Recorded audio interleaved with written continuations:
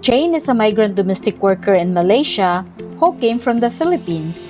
As a domestic worker, she is in charge of her employer's house and provide care for the family members. Her tasks include cooking, house cleaning, and taking care of her employer's two kids. She always works round the clock, often with no day off, health insurance, and social security. Her employer does not pay her salary every month, which makes her worry because she won't be able to send the money to her family home. It is not easy for Jane to cope with her working condition. She wanted to resign, but she couldn't because her employer kept all her documents, including her passport and contract. She doesn't know how and where to report her problems.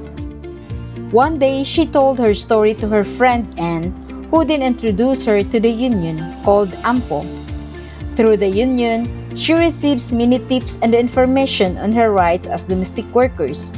On top of that, the union also provides her with a safe space to share her experience, which makes her feel emotionally supported. She doesn't feel alone anymore. Now Jane feels more confident in negotiating her rights with her employer. By building the trust and good communication with her employer, she managed to get her weekly day off and enough rest time. She also gets her documents back, and her employer starts to pay her salary on time. During her day off, she actively attends union activities. Besides getting various knowledge and skill, she's also able to help her friends who have problems and need advice. Her union, AMPO, was actively involved in the post-arrival orientation held by the Philippine Embassy in Malaysia, where the new migrant domestic workers can get information on their rights so they won't be trapped in a situation like Jane. Jane's story also happens to many other thousands of migrant domestic workers in Malaysia. But unlike Jane, many migrant domestic workers' cases are often unreported. Some end up being undocumented workers, and some become victims of abuse and human trafficking.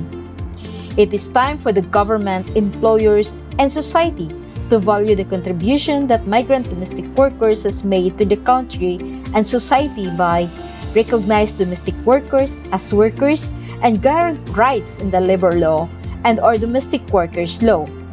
Ratify ILO Convention 189 concerning decent work for domestic workers and ILO Convention 190 concerning violence and harassment at work.